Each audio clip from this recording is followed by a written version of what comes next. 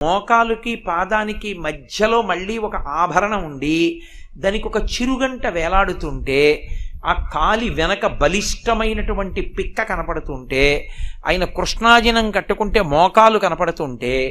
ఎడమ పాదం అరికాలు కనపడుతూ ఉంటుంది. కుడి పాదానికి అరికాలు కనపడదు, ఎందుకంటే నేల మీద ఉంటుంది. ఎడమ పాదానికి అరికాలు కనపడుతూ ఉంటుంది. మీరు ఎదురుగుండా కూర్చుని ప్రత్యేగాత్మ అంటారు, మీలోంచి మీరు విడడానికి ప్రయత్నం చేసే ముందు ఒక్కసారి ఆ పాదం వంక బాగా చూసి ఆ బొటనవేలు, గోరు, పక్కన 4 వేళ్ళు, వాటి గోళ్ళు, ఆ కింద పెట్టినటువంటి కుడికాలు, ఇప్పుడు దాని మీద అడ్డంగా వేసుకున్నటువంటి వీరాసనంలో ఎడంకాలు, ఆ మోకాలు,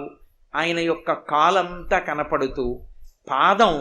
యువతల వైపుకి వస్తే అరికాలు కనపడుతుంది. అందుకే మీరు యువతల పక్కకి వెళ్ళి ఆయన పాదం వంక చూస్తే ఆయన అరికాలు కనపడి అడుగు నుంచి దూదులు చిన్న చిన్న తిత్తులు కట్టినట్టుగా వేళ్ళు ఎంత అందంగా ఎర్రగా ఉంటాయో, బొటన వేలు దగ్గర నుంచి వేళ్ళు పెద్ద దూది ముద్దల, నందివర్ధనం మొగ్గల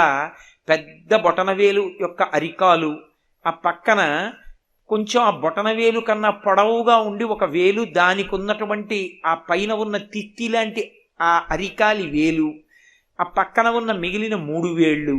ఆ చిటికిన వేలు, ఆ అరికాల్లో పాదం దగ్గర ఎత్తుగా దిండులో ఉన్నటువంటి పాదం, ఆ పాదం దగ్గరికి వెళ్ళేటప్పటికి వస్తున్న సౌరభం చూసి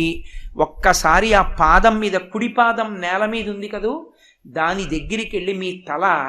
ఆంచే ముందు 2 చేతులు నేల మీద పెట్టి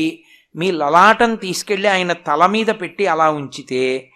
చల్లగా ఆయన పాదం తగులుతుంటే ఆ పాదానికి మహర్షులు అలదినటువంటి గంధం మీ నాసాపుటములకు తగులుతుంటే